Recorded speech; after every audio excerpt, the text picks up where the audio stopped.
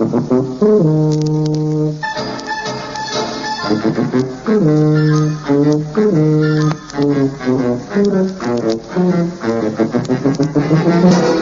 BBC presents Tony Hancock with Moira Lister, Bill Kerr, and Sidney James in Hancock's Halfhour.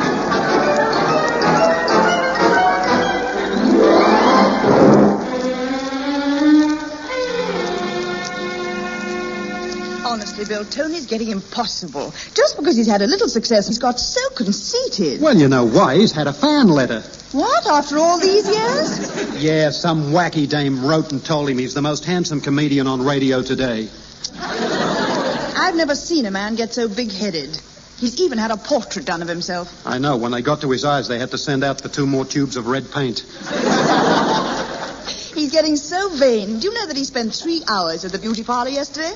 Oh, no. Yes, he went to choose a new hairstyle. He said he wanted something to suit his type of features. So what did they do? Combed it down over his face and left it there. Shh, here he comes. Who's wonderful? Who's marvelous? And the answer is me. Who's lovable? Who's kissable? Good morning, me faithful peasants. What a beautiful day it is. Just spent an exhilarating 2 hours in my boudoir, curling me hair. Your hair's dead straight. Have you caught the chest? Well, how are you two this morning? You know, it does a chap like me good to occasionally come back to you plain, dull, ordinary people. To be near you is all we ask, oh great white master. Oh, that he would notice me and maybe smile this way. Stop torturing yourself, Cinders. The prince will not look at you. But Buttons, he is handsome. All right. Thank you. That'll do. We'll let you know. Thank you very much. I'm ready to dine. I think I shall have pheasant, caviar, and champagne. But, my lord, this is breakfast. In that case, you can pour the champagne over me porridge. Oh, no, this is too much. Well, I must get dressed. I've got to go down to me jeweller's to get measured for a type-in. How? What shall I put on? I think we'll have the casual stuff today. Which beret should I wear? Your yellow one, of course. Yes, you're right. The pink one might clash with me rope sandals. Now, just pass me mauve corduroy Akin jacket. Me tartan jodhpurs, and we're all set. Don't forget your leopard skin spats. Oh. Thank you, yes. This is ridiculous. I am an idol. An idol what? Steady, Billy. Any changes you may see in me are not of my own choosing. I have a certain responsibility to be public. Being the object of so much feminine devotion is not to be taken lightly. I have a great weight rested on my shoulders. Don't worry, it's only your head. It's nothing to do with me head. Some of us are born great, some acquire greatness, and some have greatness thrust upon them, whereas me... You just eat too much. I just eat... Well done, and watch it. What I have to say to you now affects you both. Now I'm a big star, I shall be obliged to keep up appearances. That means I can no longer afford to have it known that I share digs with a layabout like you, Kerr. In future, if anybody asks who you are, you will tell them you are my food taster. No, on second thoughts, bearing in mind the condition you're generally seen in, we'd better make it wine taster. Wine taster? The nearest thing we've ever been to wine in this house was when you sat in that bunch of grapes. Yes, I remember. Now, you, Mora, it'd never do for the women to find out that I have a girlfriend. I know you're crazy about me, kid, but for the time being, you have to join the queue with the rest. Don't forget I'm bigger than both of us. No. Sorry. Hancock can't belong to one ordinary person. I belong to the nation. So for publicity purposes, from now on, you are my mother. Have you got any vacancies for a father? Keep away from her. Leave Mum alone. Don't you think it'll look a little odd having a mother 4 years younger than you? I've thought of that. I got this grey wig here. We can paint a few crow's feet. No, I'm not going to be a mother. All right, you can be me cook. Well, that's better. I'll start right away. I'm sure I saw some toadstools in the garden this morning. Must be off now. I've got an appointment down at the vicarage. I'm selling me kisses for charity. It's a fate. Worse than death. Yes. Well, cheerio. Shan't be back till late. Have me hot chocolate ready for me. Stars fill the sky, so in love with me am I. Stranger, but true, dear. Now I've seen everything. Well, I wouldn't have believed it. How can a guy be so big time, so conceited, so egotistical? It's not even if he's handsome like me. Now, don't you start. If Tony's not careful, he's going to make a complete fool of himself. He's got to be taught a lesson. Yeah, I think you're right. That's what the problem is. How? Hey, wait a minute, I've got it. Now, just suppose he was mobbed a few times by a couple of 100 screaming, scratching bobby soxers. And they ripped all his clothes off his back, cut locks off his hair, and carved their initials on his chest. Perhaps he wouldn't be so keen on being a heartthrob then. Well, yes, if there's only one snag, what woman in her right mind would get worked up over him? The ones we're going to hire. Oh, I see. I know a couple of 100 girls on slack time at a pickle factory who jump at the chance. 20 fags and they'll tear him to bits. Well, if you think it'll work. It's a cinch. By the time these girls are finished with him, the only swollen thing about his head will be the lumps. I'll get him down here outside the house first thing in the morning.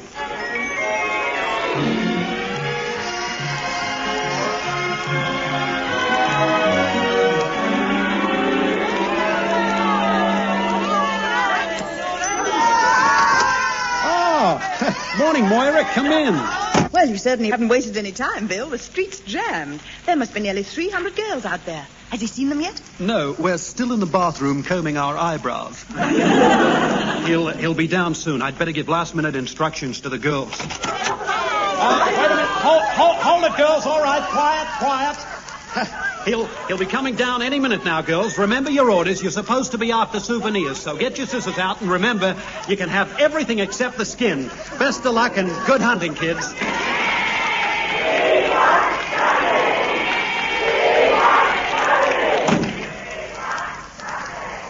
Listen to that. Well, the slaughterhouse is ready. Now, where's the fatted calf? Bill, Maura, have you seen them? Hundreds of them outside. With fans. Look at them. Waving banners. We love old Hancock. Oh, bless them. They've come to do me homage. Homage, damage, what's the difference? Such devotion is touching. All right, kids, I'll be out in a minute. I'd better go out and sign a few autographs, blow a few kisses. They deserve it. Are my eyelashes on straight? Come in, kids.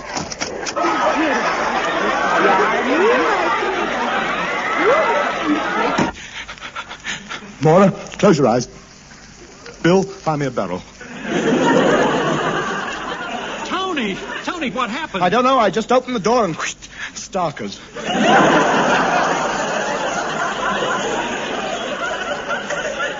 What's got into them? But they're your fans. I could do with a couple right now. Big one.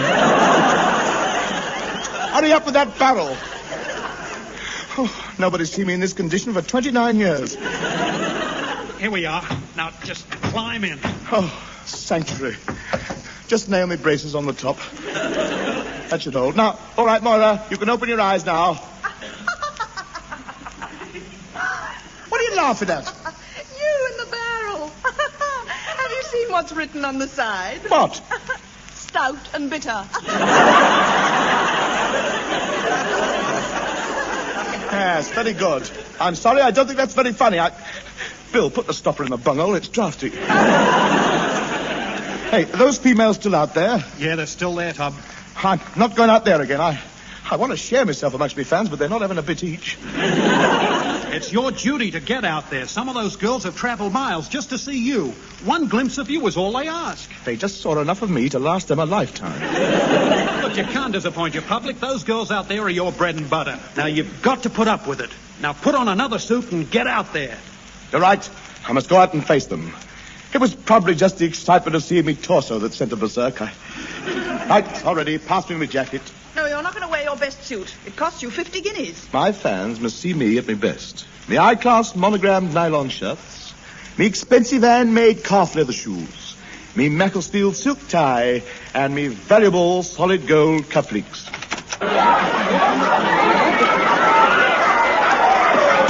Me cheap cedarwood beer barrel, please.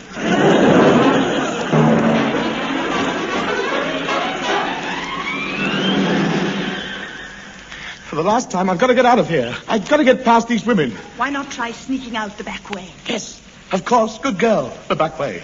Down the garden, over the wall, and away. Here goes.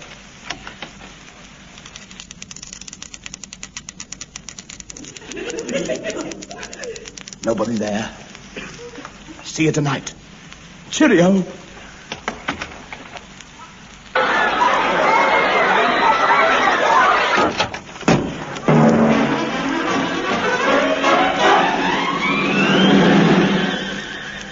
Beard. Dark glasses. Wig. Long overcoat. Mask.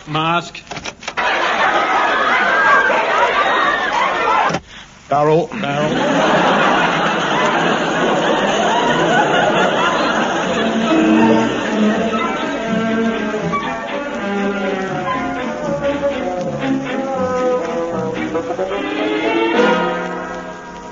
Right, Tub.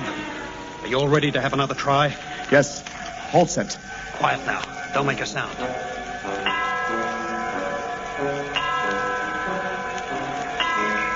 Three o'clock. Yes. Soon be morning. I should think they're all asleep out there now. Wish that moon wasn't so bright. Oh, it won't matter with your face blacked up. Do you think it'll be all right to walk out there, or should I crawl along on my stomach? What does it matter? You're the same height either way. Now, a bit more soot round here, a few branch leaves and things round here. Stick your arms out. Fine. You look just like a tree now. Off you go.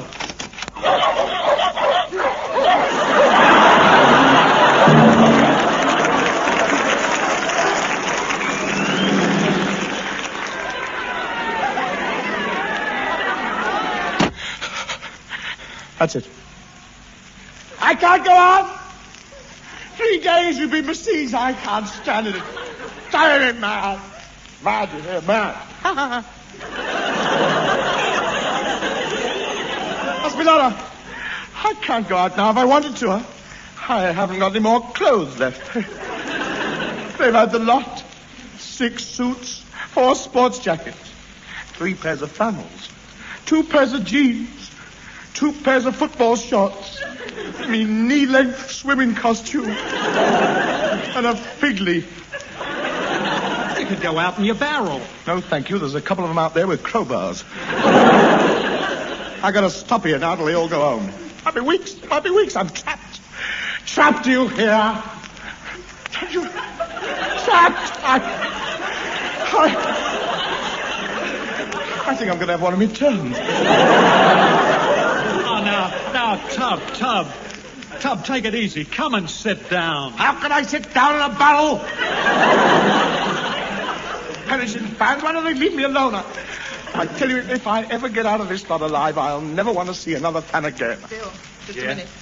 I think the boy's learned his lesson at last. He's looking pretty sorry for himself. Yeah, it's done the trick. I don't think we'll have any more trouble from him. Yes, let's call it a day, Bill. He's been through enough, poor boy. Look at him standing there in his little barrel. I feel so sorry for him. Why?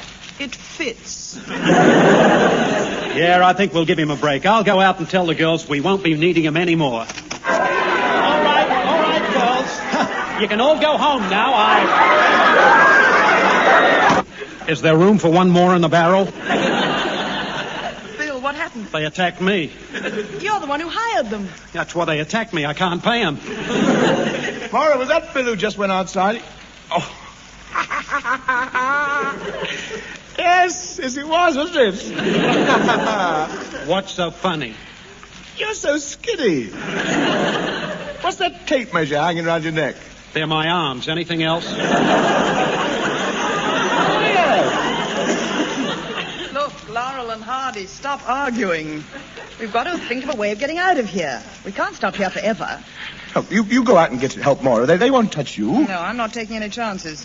We haven't got any 2-piece barrels. Hey, wait a minute. I've got an idea. Nope. You haven't even heard it yet. I don't have to. Every time an idea enters your head, money leaves my wallet. Look, you want to get out of here, don't you? All right. What is the idea? We ring up Sidney. Not smooth talk Sidney James. Yeah, Sidney's just the man to help us. He could provide a bodyguard to get us out of here. He's got some of the toughest boys in town working for him. Look, I'm having nothing more to do with Sidney James. That man is a criminal. He is not. He's just got strange ways.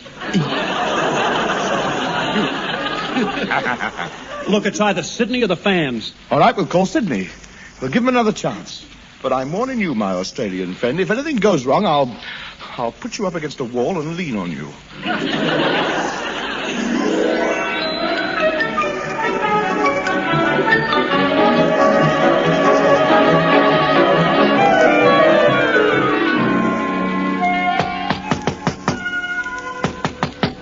Who is it? Sid, open the door. Wait a minute.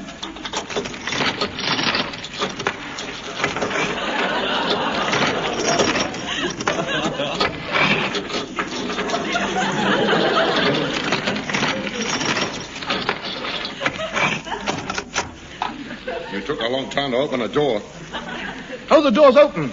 I was locking my money belt. All right, now what do you want from me? Protection.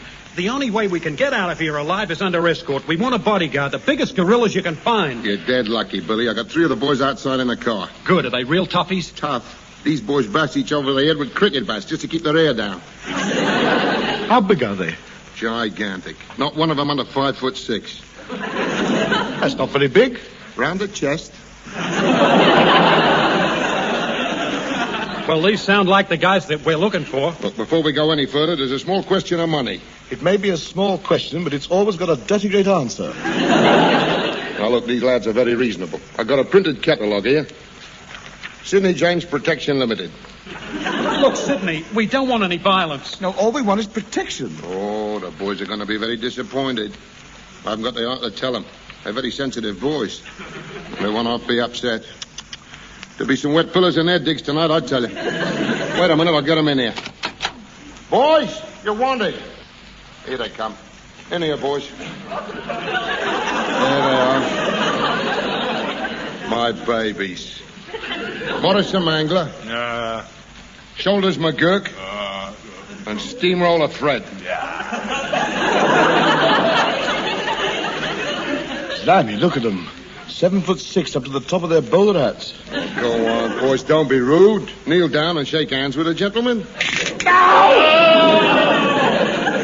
What's the matter? They hurt you? No, it doesn't matter. I never did use that hand anyway. My hand. Mangler, give the gentleman back his fingers. Mangler.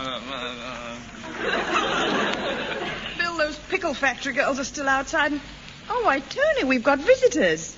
I didn't know your family were coming. It is not my family. Well, if you gentlemen are ready, we'll escort you out of the house and down the street. Billy and Hancock stand in the middle here, and the boys stand each side of you. Good. Those girls won't dare attack us with you lot here. They better not, I tell you. These boys are killers. Ready? Here we go. Open the door.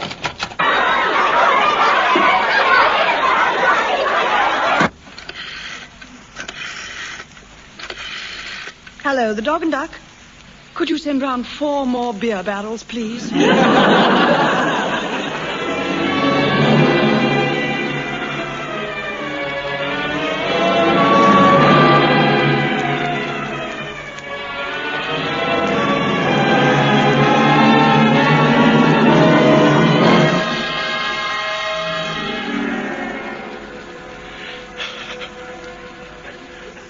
2 weeks we've been here now. Yeah. Pass the water bottle. What's the food position, Maura? We started off with 10 tins of baked beans. How many are left? 4 Tins? beans. All right. Slice them up and pass them round. What news of the enemy? They're still out there. Haven't they got homes to go to? Yeah, they're working 8-hour shifts. They're camping out there in tents. They're determined to get us, Tub. That's what I call real fans. They're not content with your picture in the bedroom. They want your head hanging up there. I say, where's Sydney? He's over in the corner. Morris the Mangler can't get to sleep. Oh, Goldilocks goes down to the forest. And she sees a little cottage. An ever so beautiful little cottage. So she goes in, and what do you think is on the kitchen table? 3 plates of steaming hot porridge. Yum, yum, yum, she says. Oh, look. They're asleep, bless them. Look at Mangler there, cuddling his cosh. Bless his little... Hey, Sid. What do you want? Look, we've got to make a break. There's no food left. It's now or never. What's the use? We'll never get past these women. Look what happened last time. They frightened the life out of poor old Mangler. His stubble went white overnight. There must be a way out if only we could think of it. It's like being in a prison. Prison. That's it. What? You remember the last time I was up at Dartmoor? Oh, yeah, 10 years for smash and grab, wasn't it? That's right. Of course, I was innocent. Of course. It was like I told the judge. I just happened to be passing a jeweler's shop when I saw a Colorado beetle crawling up the window. Naturally, I threw a brick at it. Naturally, but it flew away and you were running up the street trying to lasso it with that string of pearls. Exactly.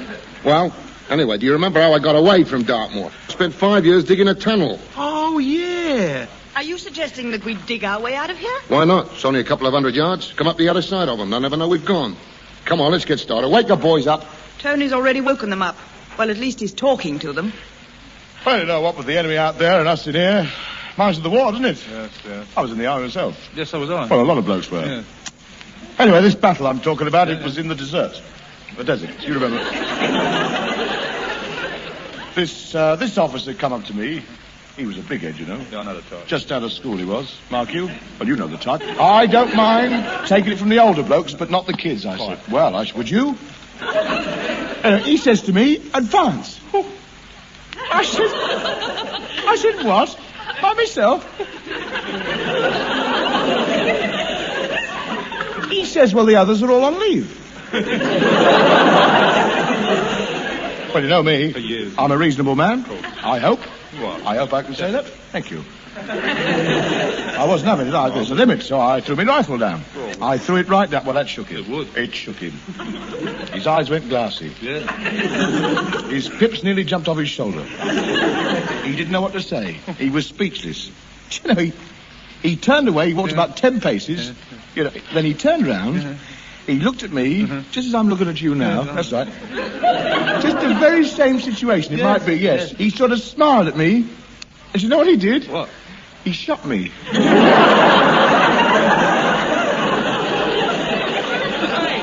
Hey, Tom. Hello? Look, we're going to have another try at getting out. We're going to tunnel our way up. What a good idea. Wait a minute. That means somebody's got to do some digging, doesn't it? Yeah. Digging's hard work, isn't it?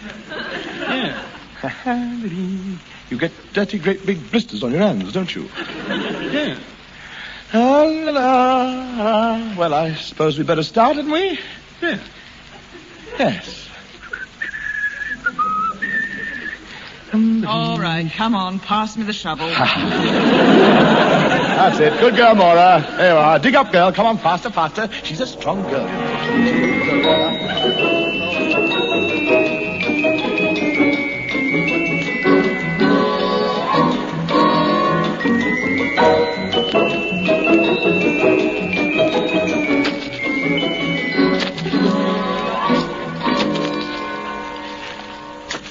How far have we dug? About 150 yards. Is that all? Hurry up, Maura. We haven't got all day. Dig, girl, dig. Faster. Get your back into it. That's all I get. I'm digging as fast as I can. If you want me to go any faster, you'll have to give me the shovel. I can't do that. I've got to have something to lean on. You've got fingers, haven't you? I don't know. The girls of today, they're not as strong as they used to be, you know. Hey, Bill, what happened to Sidney and his boys? Well, you know that big tunnel we crossed over a couple of hours back? Yes? They caught a train and went home. Why didn't we do that? We may never see the light of day again. Be lost. Hard to death. Well, the train was going to Chalk Farm, and I don't like Chalk Farm. Oh, you don't like Chalk Farm? No. Because you don't like Chalk Farm, we are stuck down here in this worm's dugout. Well, you two should feel at home. You get on with the digging. No good. I can't go on. I'm exhausted. I can't dig anymore. Never mind. We'll go back and catch a train.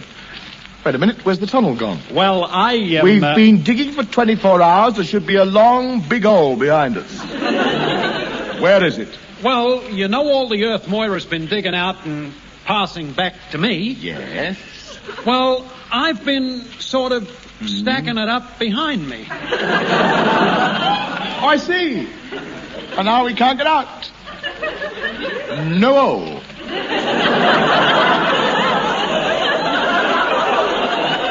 Well, in that case, there's only one thing to do. Hand me the shovel, Moira. Now, get up and start digging. Not down that way. We're not going to wogga. Look, Tony, surely we've come far enough. We must have passed under those girls ages ago. Let's start digging upwards and get out into some fresh air again. Yes, all right. Come on. Should be safe now. Come on, Kerr. Start digging.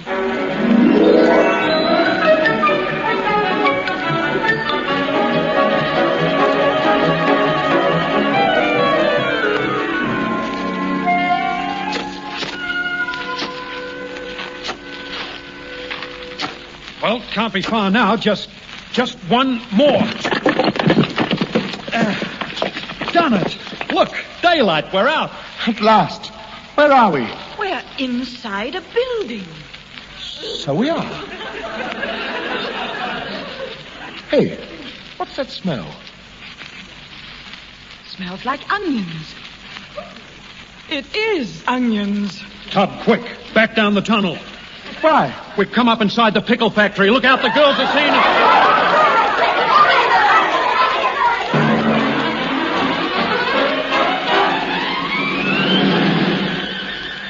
This is the BBC Light Programme. Here is the news. Last night, the police arrested 2 men who were found wandering round Piccadilly Circus dressed in gherkin barrels. Will anyone who can give any information as to their identities please